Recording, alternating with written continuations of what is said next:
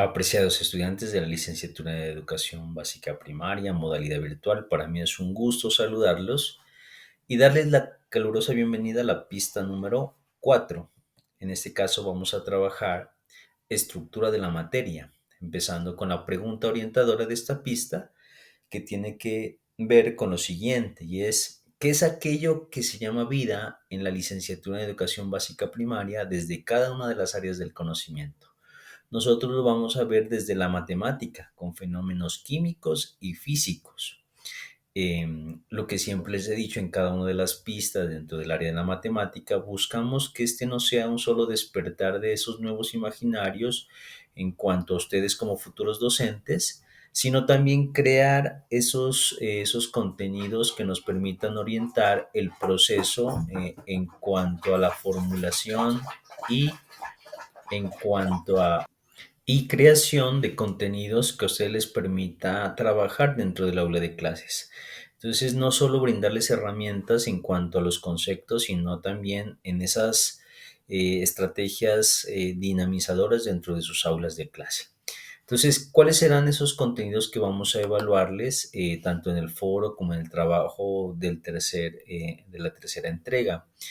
En este caso, el Sistema Internacional de Unidades de Medida, su aplicación en fenómenos físicos, proporcionalidad y escalas aplicadas a cambios de estados de la materia. Son conceptos fáciles, pero que necesitan un proceso de orientador para que se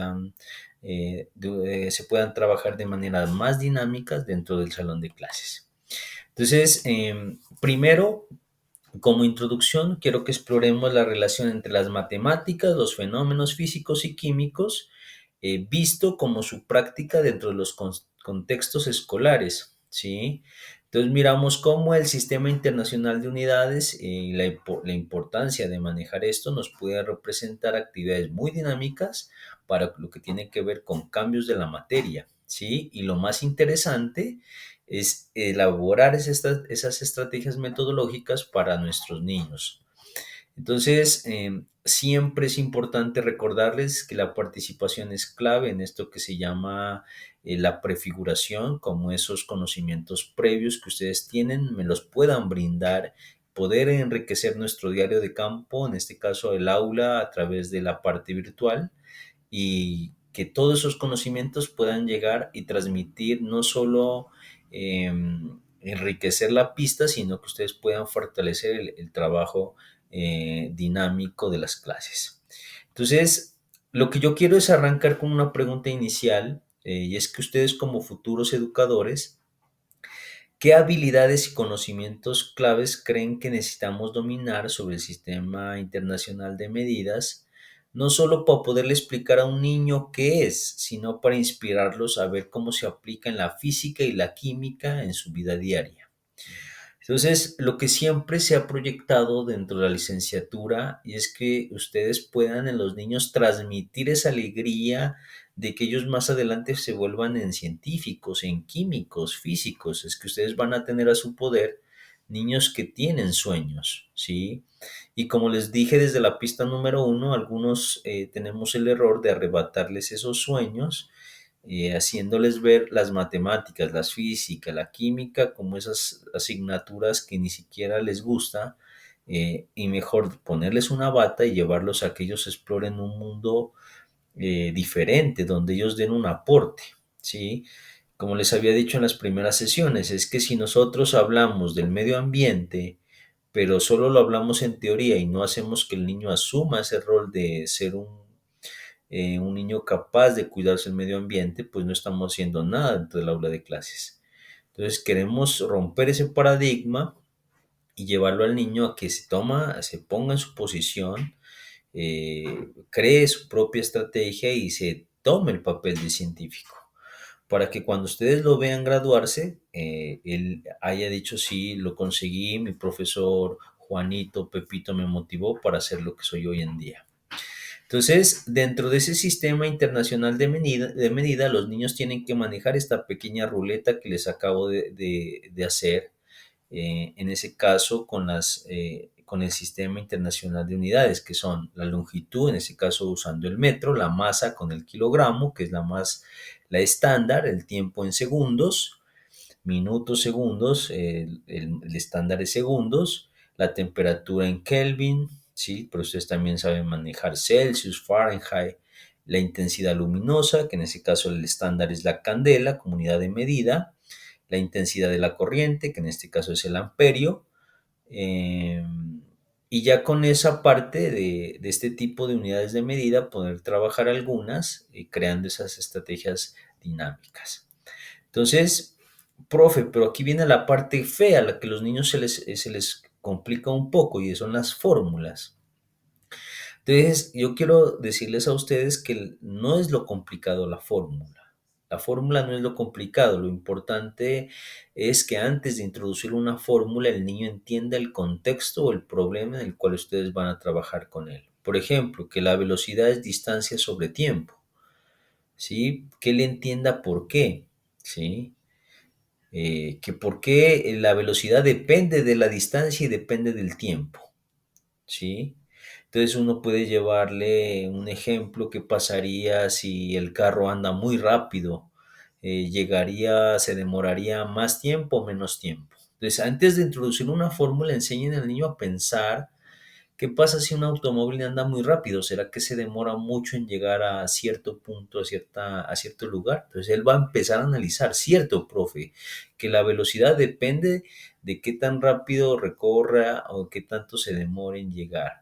¿Sí? Entonces son situaciones en las que ustedes deben impartir en el niño antes de introducir una fórmula que le empiece a entender el concepto en el cual se está utilizando, que la densidad es masa sobre volumen, que la energía cinética es un medio de la masa por el volumen. Entonces, son cuestiones en las cuales antes de nosotros ingresar, ¿sí? Lo repito, debemos trabajar con el niño es que él entienda el concepto real, dónde está ubicado, qué tiene más densidad, si es el agua o el aceite. Entonces, situaciones experimentales que luego de experimentarse se convierten en fórmulas. Entonces, para ello les traje este pequeño ejemplo, que es obviamente nosotros hablar o analizar en este caso la formulita de la distancia sobre el tiempo, ¿sí? Entonces, ¿cuánto es la velocidad si recorrí 8 metros en 60 segundos? Entonces, en ese caso, pues obviamente es una simple división que los niños van a tener que realizarla y poder llegar a determinar cuánto fue la velocidad en ese caso que la pelota recorrió, ¿no? Entonces, si la pelota avanzó 8 metros en 60 segundos, la velocidad que utilizó sería, entonces, ustedes solamente dividen 8 entre 60 y les va a dar el valor en cuanto a la velocidad. Obviamente la velocidad al ser distancia sobre tiempo se va a medir en este caso en metros sobre segundos. ¿Listo? Son situaciones únicamente de entender cómo llevarle al niño un ejemplo a partir de esa realidad que él ve. En ese caso una pelota es muy usada en los niños, el metro, que lo pueden construir ellos, y el tiempo, que es el celular, tiene cronómetro, un reloj. Entonces son cosas de esa situación. Entonces, ¿cuál es la velocidad de ese balón? ¿Cómo se interpreta estas medidas? ¿Sí? Entonces, son reflexiones que debemos hacer el niño para que él no entienda, aplique de manera solamente espontánea, sino que él la aplique entendiendo el concepto de la unidad de medida utilizada. Para la otra parte encontramos densidad, que es igual a masa sobre volumen, ¿sí? Si la masa es 2 kilogramos y el agua son 2 litros de agua, entonces, ¿cuál será la densidad? ¿Sí? En este caso, la densidad es 1 kilogramo litro. Significa que como el objeto, ¿sí? En ese caso tiene menor densidad que el agua, el objeto va a flotar. Entonces, el niño que lo experimente. ¿Sí? En ese caso que experimente qué objetos flotarían y qué objetos se irían hacia abajo, entendiendo que todo depende de la masa del objeto. O sea, aprender física, química y matemáticas debe convertirse en algo más como lo vimos, o sea, en mi caso yo lo vi muy técnico. A mí no me hicieron experimentar eso. Em, Eso hubiera hecho que yo domine no solo el concepto, sino que también entienda esa realidad en la cual estoy aprendiendo el concepto. Que él coja varios objetos y miren cuáles flotan y cuáles caen para que entienda que eso depende de la densidad de cada uno de los objetos. ¿Listo? Entonces, son situaciones que yo los invito a que ustedes creen sin temor en el aula de clase, que no solo sea un aula centrada en que el niño escriba y que si el niño no sabe calcular la densidad lo castiguemos, sino que más bien el niño entienda el por qué encontró ese resultado. ¿Listo? Si nosotros analizamos, en este caso el ejercicio anterior, la pregunta es ¿por qué se hunde la botella? ¿Cómo se interpreta la densidad? Y en este caso ustedes ya van a entender que si la botella pesa 2 kilogramos, ¿sí? En ese caso la densidad solo es 1 kilogramo, entonces, la botella será que se hunde o será que flota. Son situaciones que ustedes deben ir analizando con los niños. Entonces, dentro de esas magnitudes físicas, podemos analizar eh, que los fenómenos se deben describir de una manera como secuencial o de pasos. ¿Sí? En ese caso, la velocidad no solo es velocidad en sí, sino que es su medida sería metros sobre segundos. El volumen, metros cúbicos, centímetros cúbicos. El área, metros cuadrados, centímetros cuadrados. La presión, ¿sí? Pascales, ¿sí? La energía, joules o julios. Entonces, cada una de las magnitudes físicas, al tener esa unidad de medida, es lo que nos permite describir de mejor manera de lo que estamos hablando. Y es que, por ejemplo, el niño si se ubica en su habitación, él tiene que entender que el volumen de su habitación se da en metros cúbicos, que el área, el piso donde él se encuentra, él tiene que describirlo como unidad de metros cuadrados, ¿sí? ¿Cuántos metros cuadrados, Juanito, necesitas para pintar el suelo de tu habitación? Entonces, son unidades que nosotros como seres adultos las manejamos, sino que no podemos llevarla al aula de clase. Ah, Juanito, escriba metros cuadrados. Ya, eso es el área. Sino que él entienda qué es estar en 3 dimensiones, o sea, toda su habitación, y qué es estar en 2 dimensiones, que solamente es el piso de su habitación, ¿sí?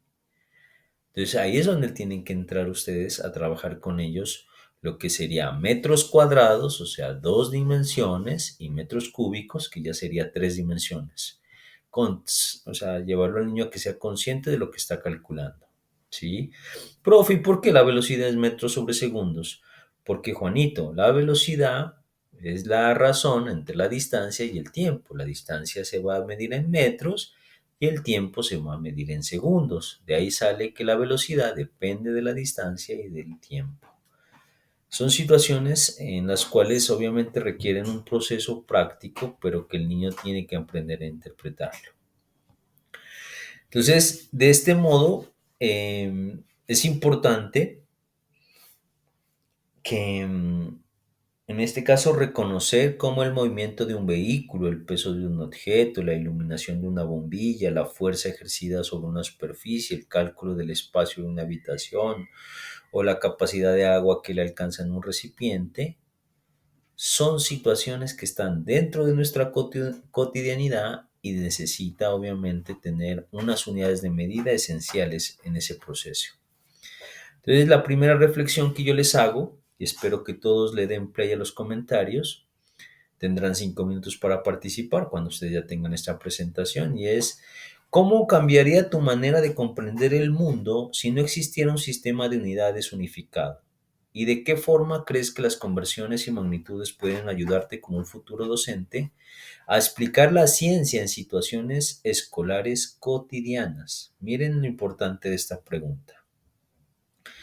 Lo que les quiere decir aquí el profe Jonathan es que ustedes, a partir de esas actividades más llamativas y menos puntuales, en el sentido de que si el niño eh, no sabe la fórmula, pero sabe entender el concepto en su realidad, en su entorno, también hace parte de esa evaluación, de esa rúbrica del concepto que él maneje. Porque todos tienen inteligencias múltiples. Mientras Juanito hace muy bien el experimento, Esteban sabe manejar la fórmula. Eso es lo que nosotros debemos llevar a las aulas de clase, un trabajo colaborativo donde a cada uno de los niños se le asigne un papel, y ese papel hace que les entreguen unos productos más importantes. ¿Listo? Entonces, cuando tengan un espacio, puedan responder la pregunta. Eh, Voy a citarles a dos autores, en este caso Capú y West, que señalan que trabajar con representaciones gráficas y numéricas de la proporcionalidad facilita que los estudiantes construyan significados más allá de ese cálculo mecánico y aburridor. Por ejemplo, al graficar la variación de la temperatura del agua mientras se calienta, los alumnos reconocen la relación entre el tiempo y el aumento de la energía. ¿Qué significa eso, profe? Pues obviamente, a medida que pase el tiempo, si estoy en una olla, el niño va a entender que la olla va a coger más calor si la pongo a hervir. Pero llegará un punto del agua en que llegue a su máxima temperatura y el agua se empiece ya a evaporar, ¿sí? Porque eso alcanzó su máxima temperatura, ya no puede dar más temperatura. Entonces el niño va a entender más fácil que la fórmula, va a entender el diagrama. Ah, cierto, mire, profe, aquí está incrementando, pero llega un punto en que el agua ya hirvió a su máximo y se va a mantener ya constante esa temperatura, ya no puede hervir más. Entonces, son este tipo de conceptos que al niño lo vuelven científico, ¿sí? Científico de su realidad, científico de su quehacer diario. En este caso, la interpretación y la conclusión siempre va a ser esencial. Si el niño solo hace la gráfica pero no la concluye, estamos llegando a un esquema donde él no está garantizando eh, su proceso como quien dice, eh, de investigador. Y es que ustedes recuerden que ser investigador significa dar una conclusión. Entonces debemos enseñarles a los niños, siempre que resuelvan un experimento, siempre que resuelvan un esquema, un diagrama, a que el niño dé la conclusión. ¿Listo? Entonces, en este caso, ahí podemos apreciar otra gráfica, decirle, bueno, en un tiempo de 10 horas, ¿cuántos kilómetros recorrió el vehículo? Y él más o menos estime, profe, cuatro, más de cuatro coma algo, profe. ¿Sí? Juanito, y en un tiempo de 0 horas, ¿cuánto distancia recorrió el vehículo? Profe, si no avanzó el tiempo, pues el vehículo no recorre ninguna distancia. ¿Sí? Entonces, si ustedes analizan todo este tipo de gráficas o de interpretaciones que ellos realicen, se vuelven llamativas para que ellos puedan explicarlo, ¿sí? Entonces la conclusión es cómo interpretarías esta gráfica y cómo la llevarías al aula de clases para una buena interpretación, ¿sí? Entonces que la clase se base en que el niño, como quien dice, haga un juego con esos gráficos, para que él no solo aprenda a interpretar, sino también a manejar conceptos básicos. Entonces, dentro de esta, como quien dice, dentro de esta presentación, yo quiero que ustedes profundicen cuando ya estén en su casita tomándose un café, jueguen esas actividades que aparecen en pantalla, que son las actividades de profundización, son muy importantes. No solo como ese despertar de ustedes de la curiosidad, sino también que ustedes pueden interpretar estos conceptos que estamos mirando como qué le llevo al niño, qué le preparo, qué le indago, ¿sí? ¿Cómo le enseño esta parte al niño? Son conceptos que ustedes deben profundizar. Entonces, Ya para finalizar este pequeño video, hablemos un poco de lo que son las metodologías, ¿sí? Entonces, para la enseñanza de la ciencia en la educación primaria, la elección de la metodología es crucial, especialmente cuando se abordan conceptos abstractos. Recuerden que la matemática es la parte intangible, lo abstracto, ¿sí? Em, y en este caso, lo que nosotros debemos ofrecerles a los niños son esas experiencias significativas y efectivas. ¿Qué beneficios tienen ustedes como futuros docentes? Que ustedes no solo tienen el ciberespacio, navegar en la red, buscar en YouTube, preguntarle a la IA, generar videos. Ustedes tienen todo un mundo de herramientas que pueden permitirle al niño ser más proactivo en su capacidad de análisis, en su capacidad de crear, en su capacidad de innovar, ¿sí? Hace poco yo asesoré un proyecto que trataba de la creación de un huerto en el colegio. Había al lado del colegio, de una zona rural, había un terreno baldío. Pasaron muchos años hasta que llegó un docente y empezó a enseñar la química en ese terreno baldío. Y ahora es un hermoso huerto donde hay muchas fruticas, ¿sí? Hay manzana, hay semillas de arveja, no recuerdo muy bien, también creo que hay uvillas. Entonces, si a los niños, sí, en ese caso los niños asumieron el rol de granjeros. Profe, ¿cómo implemento ahí las matemáticas? Imposible, ¿cómo que imposible? Los niños midieron el terreno que iban a utilizar para el huerto. Los niños miraron en qué parte del terreno iban a sembrar tal semilla, en qué otra parte tal semilla. ¿Qué más, profe, los niños? ¿Qué hicieron los niños? Los niños miraron, en ese caso, la parte del riego. ¿Cuántos minutos de riego se necesitaban al día para que sus cultivos no se sequen o no salga la semilla?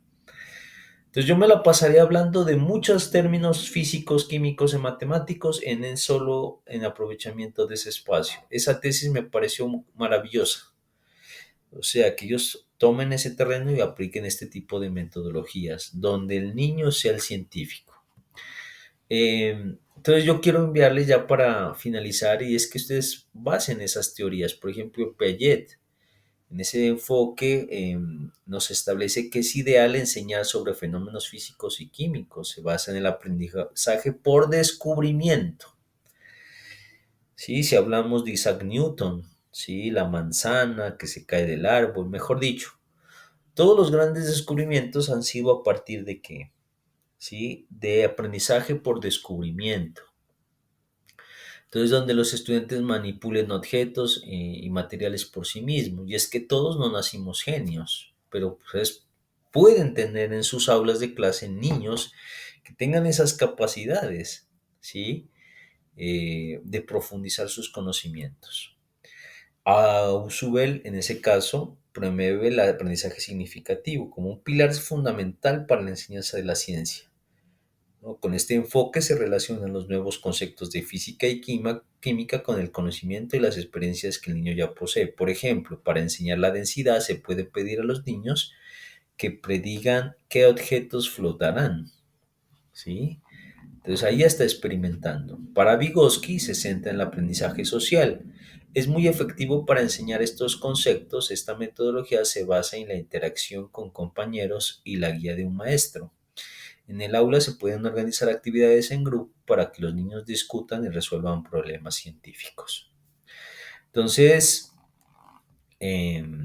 lo que se pretende, como más o menos dentro de la orientación de esta pista, es que ustedes se reúnan también, así como queremos que nuestros niños sean experimentadores, científicos. Yo quisiera que ustedes se reúnan y me propongan una actividad práctica, ¿sí? Sobre este tema. Obviamente una actividad donde, profe, mire, se me ocurrió que para enseñarles al niño la velocidad, yo puedo enseñar esta actividad. Mire, llevo una pista de carritos. Profe, vea, no, se me ocurrió que para enseñarle al niño la densidad, voy a implementar esto. profe, se me ocurrió que para enseñar la corriente voy a enseñar esto. Son situaciones que ustedes deben idealizar y llevarla más allá en cuanto al concepto que nosotros quisiéramos transmitir.